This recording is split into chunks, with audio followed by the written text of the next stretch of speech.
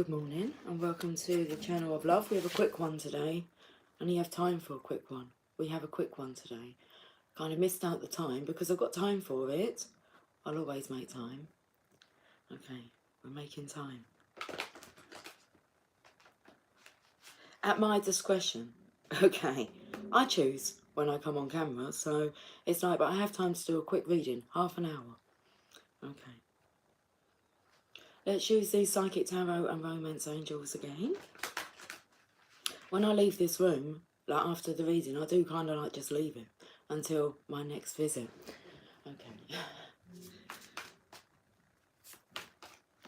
Okay. The sun has got his hat on. Hip, hip, hip, hip, hooray. Destiny. Retreat.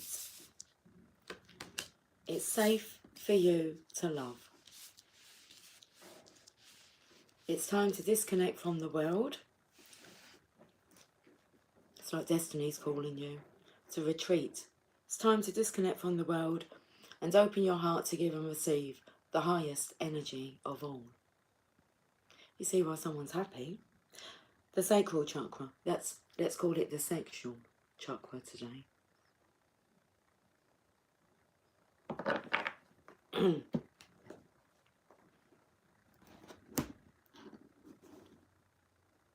This retreat energy here, because there's kind of like a bride and, well, there's a kind bride and groom here. It feels like there's an agreement and you're off to be with each other, to disconnect from the world. Obviously there's this fear of open up your heart to this love, but you're being guided to destiny. Let's read about destiny first.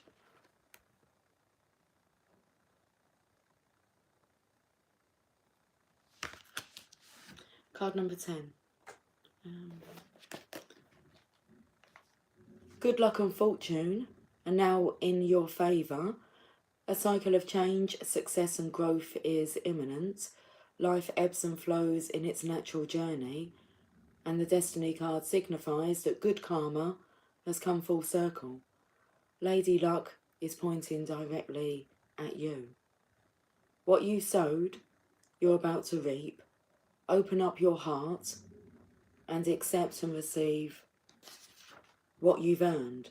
So open your heart to give and receive the highest energy of all. It is safe for you to love. Open up your heart and accept and receive what you've earned. Opportunities, whether expected or unexpected, are knocking at your door. This is a time to allow your problems to be replaced by solutions. Believe in destiny as you learn to let go of old issues. You're being given the chance to understand the lessons and gain the wisdom from the past, enabling you to move steadily forward in a positive direction. Holding on to a strong belief that you deserve to be happy and prosperous and have abundance in all areas of your life is the key. This confident mindset will show you that the impossible can indeed become the possible. With this card, take advantage of all opportunities. Act now, take responsibility for your actions, and enjoy the fact that destiny is presently in your favour. Don't always rely on luck, however, for the will most definitely return again. So I feel like this retreating from the hectic world, having some time out here, retreat. I just caught a glimpse of like some paint that's like on my jumper here. Retreat. The romance angels see that your love life blossoms as you spend time alone with your partner or by yourself. It appears that you've become confused or conflicted by other people's advice. It's time for you to disconnect so that you can better hear your own feelings and opinions. If you are in a partnership, spending time together apart from others will renew your commitment and take it to the next level. This could mean taking a vacation, going on a nature hike, enjoying a long drive, or turning off the phones and computer as you both enjoy a quiet afternoon at home. The painting on this card also indicates a honeymoon, which could be the literal message, so there may be a deepening of commitment or a new serious relationship if you're currently single. This card may indicate an upcoming engagement, wedding, or renewal of vows. These activities are more meaningful as you spend time alone with your partner. If you're presently single, this card guides you to spend time by yourself, meditating upon your true feelings and thoughts. Be sure to take action based on any intuitive guidance. This strengthens your energy, which helps you rapidly attract and manifest your loving partner. And then we have, it is safe for you to love. Open your heart and give. Open your heart to give and receive the highest energy of all.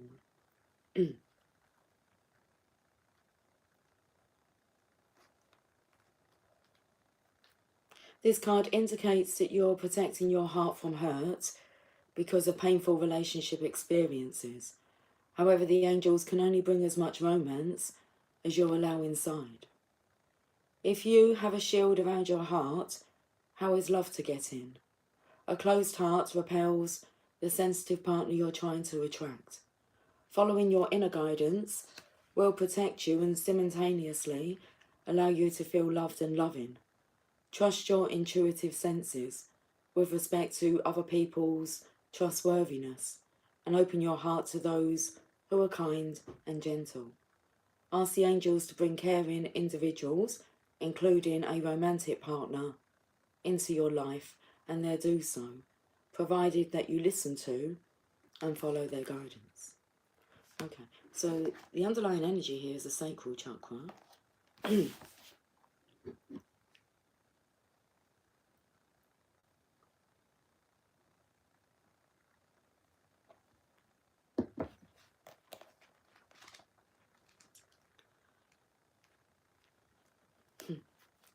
Okay, key facts about the sacral chakra.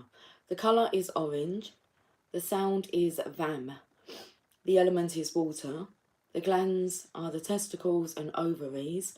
And the key words, I want. Known as the sacral chakra, the second chakra is located 2 fingers below your navel and relates to emotions, desires, creativity, and sexuality. To keep this chakra balanced and its energy flowing, try dancing, moving your hips and lower abdomen. Use a colour meditation and practice yoga. Express your sexuality and nurture yourself. And remember, you do matter. Let's go to the Sacred Spirit reading cards.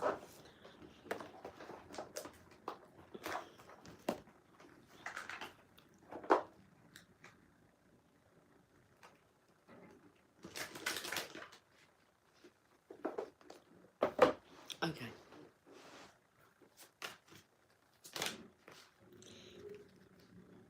Illuminate the shadow. Focus on a solution. Card number 21.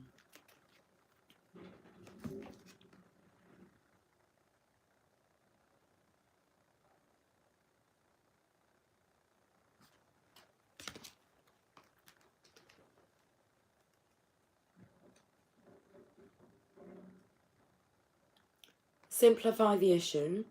Focus on a solution. When we understand our shadow, we can fully appreciate the light. We must have both aspects within our spirit to have a meaningful life. Without darkness, how can one fully appreciate the beauty and simplicity of life in all its forms?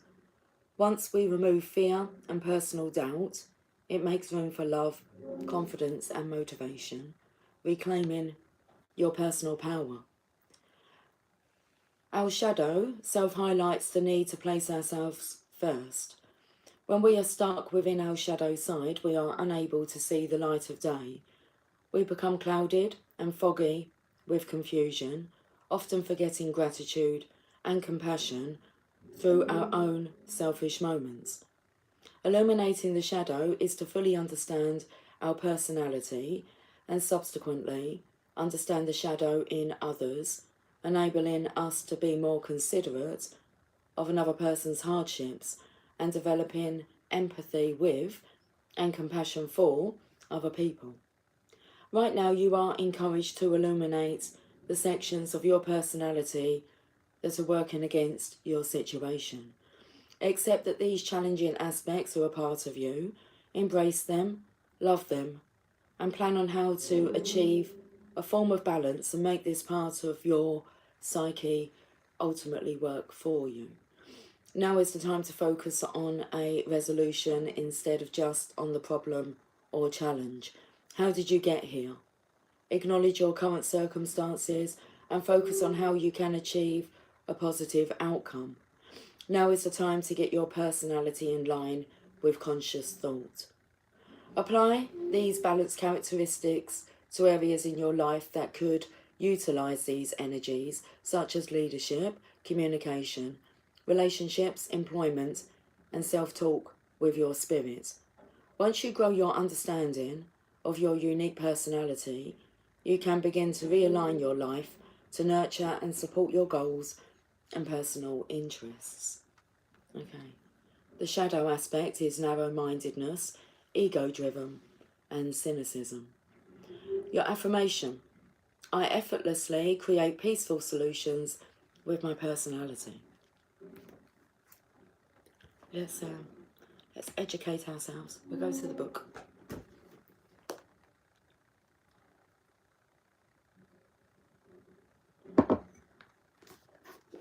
Let's see what's on page 21.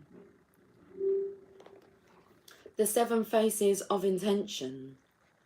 4,000 volumes of metaphysics will not teach us what the soul is. Voltaire.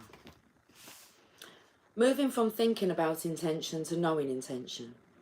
Yesterday, while writing this book here on Maui, I experienced a knowing that I'll attempt to explain to you. A woman from Japan was pulled from the surf, her body bloated from an excessive intake of seawater. I knelt over her with others, attempting to get her heartbeat going with CPR, while many of her friends from Japan cried out in anguish as the futile attempts at resuscitation proceeded. Suddenly, I felt a quiet awareness of this woman's spirit hovering above our life-saving attempts. As I watched the rescue scene on the beach, I felt the presence of blissfully peaceful energy, and in some unfathomable way, I knew that she wasn't going to be revived and that she was no longer connected to the body that so many well-meaning people, including myself, were trying to bring back to life. This quiet knowing led me to stand up, put my hands together, and say a silent prayer for her. We were from different parts of this world and didn't even share a common language, yet I felt connected to her. I felt peaceful, with a knowing that her spirit and mine were somehow connected in the mystery of the transcendent, I think that's how you pronounce that, transcendent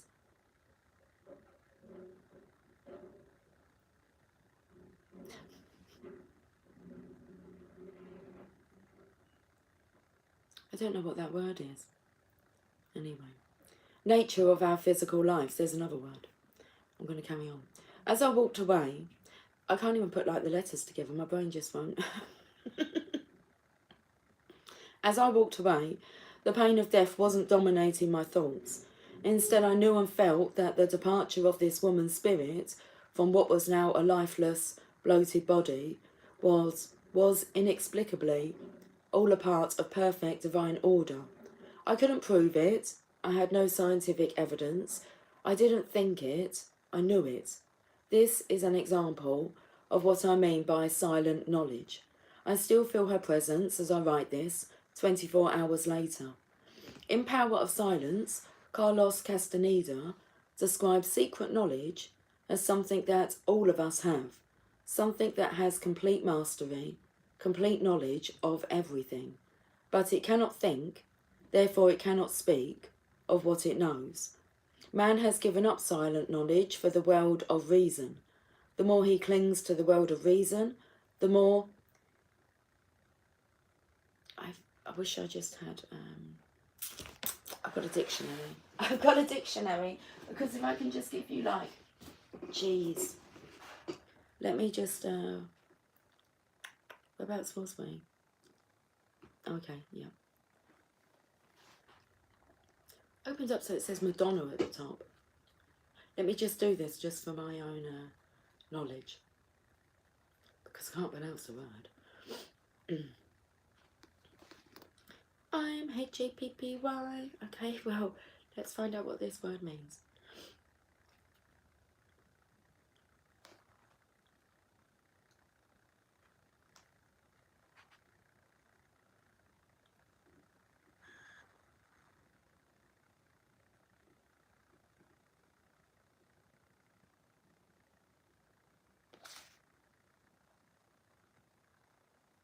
Short-lived. That's what the word means. Short-lived. The more short-lived intent becomes. Okay, the more he clings to the world of reason, the more short-lived intent becomes. So I can go back to this other sentence here. Short-lived. I felt peaceful with a knowing that her spirit and mind were somehow connected in the mystery of the transcendent, short-lived nature of our physical lives. Since intention is being presented in this book as an invisible field that is inherent in all physical form, intention then is a part of the inexplicable non-material world of spirit. Spirit eludes our attempts to explain and define it because it's a dimension beyond beginnings and ends, beyond boundaries, beyond symbols, and beyond form itself.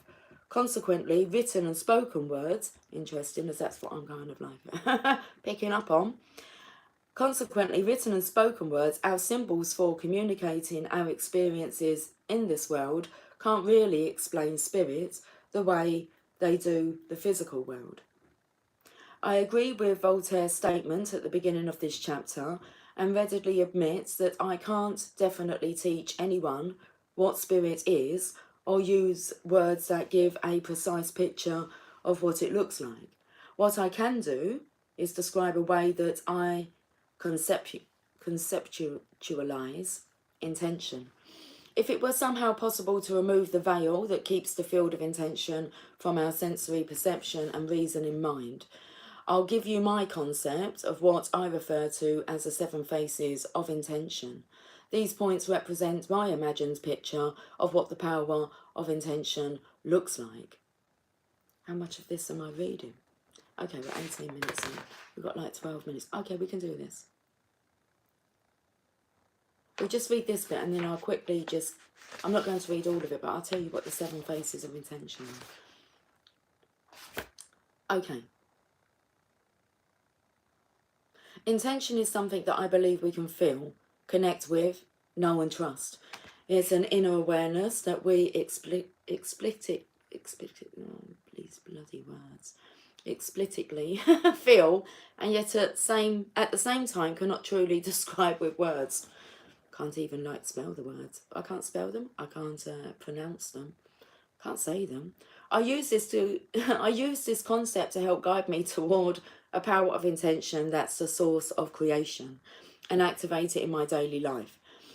It's my hope that you too will begin to recognise that you personally need to do what you personally need to do to begin activating intention in your life. Okay.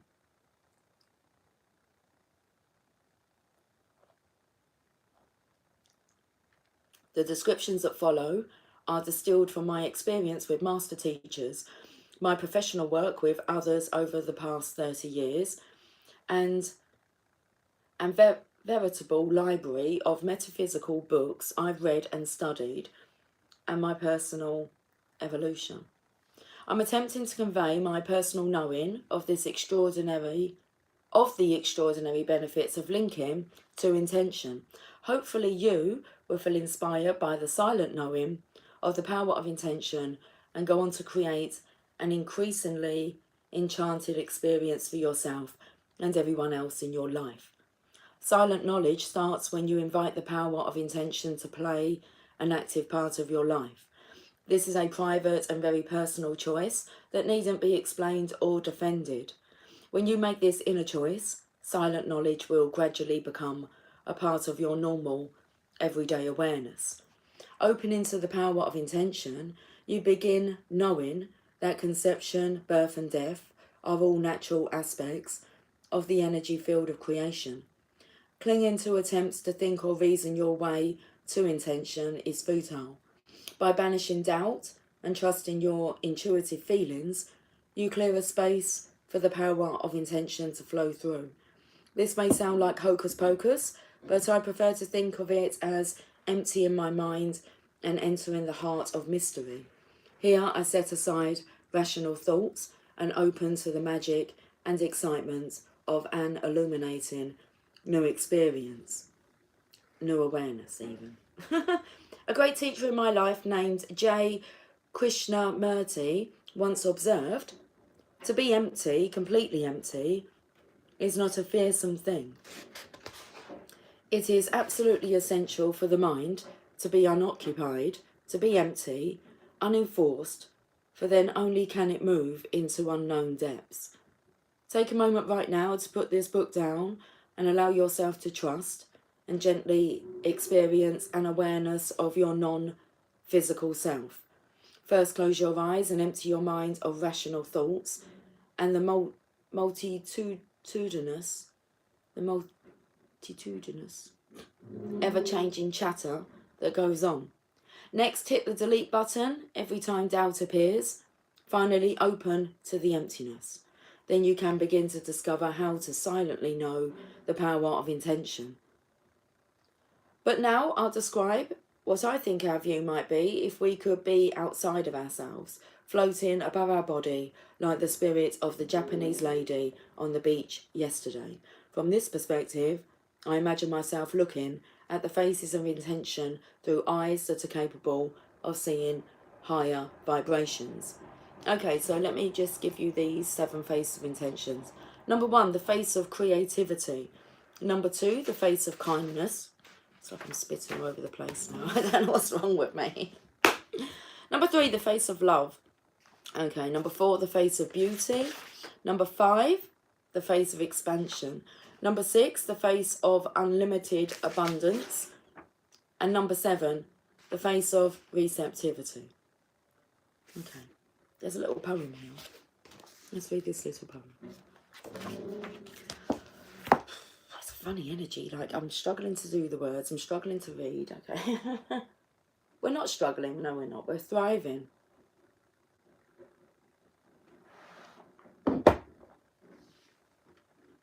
I hear and behold God in every object, yet understand God not in the least. I see something of God each hour of the 24, and each moment then, in the faces of men and women I see God, and in my own face in the glass. I find letters from God dropped in the street, and everyone is signed by God's name, and I leave them where they are, for I know that wheresoever I go, others will punctually come forever and ever. Okay, can we get this wrapped up? We've got 6 minutes. Oh my goodness. I want to rub my eyes, but then I'm going to like smudge everything. The journey of love. Just a quick one today. Knowing without knowing is on the bottom, look. Without having to explain or defend. You just know.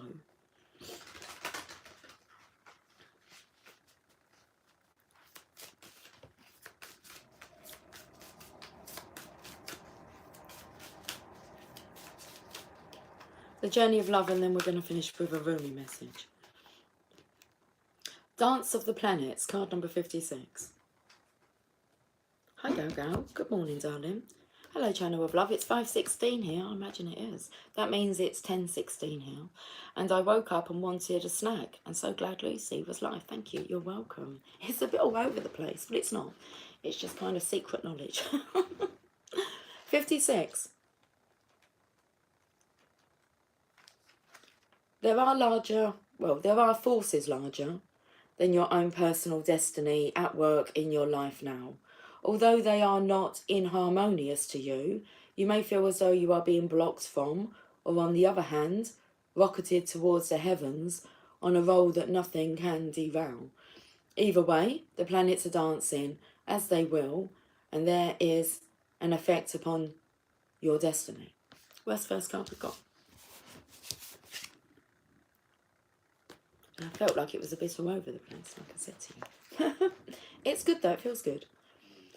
It was meant to be at this time. From rising, there will be gentle rest to recover before rising again. And from restraint, there will be propulsion into greater stratospheres. All things in time, according to the wisdom of greater cycles. It is okay to trust in the cosmic cycles and divine timing. After all, what point is there to rush to the bus stop if the bus doesn't depart until tomorrow? And what point is there to hold back if you are ready and set to go? Trust in the timing and rhythm of your life now, especially if it seems out of your control. That is the dance of the planets happening through you. The oracle brings a message. Pray that the planetary forces funnel blessings of grace and unconditional love, mercy and joy to you now, that their movements through your life may happen in such a way that you can make the most of it. These are the times when big shifts are possible, supported by cosmic movements. So pray for grace and then enjoy the ride. Okay, the poem. In those days, time was ours. We walked in the rain and held each other's hands. Your lips warm against my skin, and your soul melting into mine. As night became morning, amongst the cobblestone walks of now forgotten places we called ours. Lovers is next. Okay. Rumi. Hear that sound outside? Well, I've kind of gone to like page 146, but it's opened on this poem, so I'm going to read it. I dare not touch my heart's desire that sings a melody so still and lights within a yearning fire, a void that you alone can fill. I cannot say how my heart aches, nor speak the words as embers burn. Such blessings come to those who wait, a love that asks nought in return. An open soul a risk must bear, to love without restrictions held, to reach another level rare, where two embraced as one are meld. To taste surrender's nectar sweet by piercing through the veil so thin, and bathe in joy as tears release, a promised dance begins again. Okay, let's get this reading wrapped up. I said I had half an hour, got like 1 hour. 1 hour, I haven't got 1 minute and 10 seconds left. Well, less than that. Okay, we can go over just a little bit.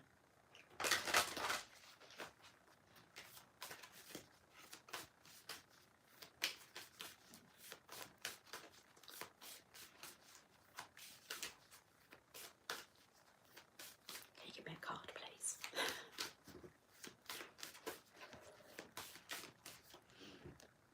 The Dissolving Light. Card number 3. That's the book form. Oh, I'll land the card on it, look. The Dissolving Light.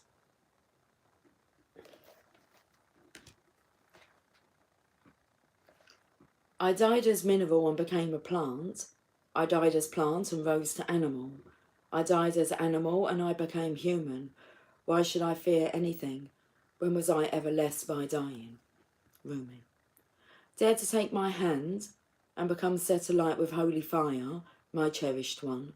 Step forward with me, let us burn together, dissembled in the lights that cannot be extinguished. This is a light that burns with such incandescent truth that no falsehood can withstand its audacious vibrancy. Come with me now to the light, together we shall melt into truth. There is a light so intense, so powerful, that nothing other than itself, its own truth, can exist in its presence. It is the sacred seed, the star of your being, lit up, powerful. It is beyond duality of light and dark, cannot ever be extinguished or diminished, and quite simply, beyond all logic, just is. Certainly no lie or deception, no boundary or defence, can remain intact in its presence. The blazing divinity of this light sears through any pretence, annihilates illusions, and takes us into stark experience of divine truth. It is gentleness, and yet it cannot be overcome. It is enduring power, and yet it is tender. Though you seek the divine, and even know it as love, you also know that it is fierce, wild, inexplicable, and demanding beyond all measure. It wants you, completely, utterly, without condition. There will be times in your life, such as now, when there is something not worthy of you that must be released. This is a falsehood, a lie or deception of some sort that you have come to believe about yourself, your life, or perhaps even another. You may know what that deception is, or it may be about to be unveiled. It is not a cause for fear or concern, but for celebration. An illusion has or soon will be released, and you shall become freer, free in a way that only truth can provide. This oracle comes to you as a sign of that which is to come, and soon. The beloved divine presence is calling to you, igniting within your deepest being, so that it may have its way with you. The divine wishes to live through you and into the world, reaching into the hearts of many and igniting those hearts into greater life. It is a clever and insatiable lover. It will stop at nothing until the entire human race is restored to the wild divine freedom of a static divine reunion, completely and utterly ignited in love. And so the great lover, the divine, calls for you to enter into the white-hot field of its passionate presence. There will be sizzle and burn. It cannot be otherwise. In the height of summer, you cast aside the layers of clothing you acquire in the winter. This is natural. You do not think twice about it. As you approach the radiant sun of divinity, your emotional and psychological layers are to be shed too, for they are too heavy for the heat of the great spiritual sun. What cannot stand the heavenly heat is to be cast aside swiftly by conscious choice, or shall simply burn up, dissolving into the light and melting away. What is left shall be what is true. So here is your guidance, sweet lover of the great beloved. Give it up, the smallness, the conditions, the fears and doubts, the lack of reverence for yourself and life, and the belief that somehow things are not okay or aren't going to work out. That is all a paltry attempt at truth. You are coming into a truth now that is far more worthy of you, a truth with a capital T, the big truth, love, trust, surrender. This is about a sacred shedding without fear or holding back. Cast aside whatever would hold you back rather than free you to fly into your divine destiny. You are not to be the same from this moment on. That is the holy word, the word inscribed in living divine fire in your sacred heart. This oracle brings you guidance. Trust in your changing perspective and perceptions. Don't hold on to what you once believed or thought to be true. Allow yourself to be shown another version of events, another way of perceiving. Don't focus on what is not working in your current estimation of things, for that is nothing more than a passing opinion. You are being given an opportunity to see and know yourself, others, and particular life circumstances very differently. Embrace it. Don't resist what is being shown to you, for even if there are some struggles in adjusting your view at first, ultimately, this change in perception will free you and bring you more deeply into the wellspring of your own inner peace and happiness. 35 minutes, 40 seconds. Guys, I'll catch up with you soon. So until then, take care, much love.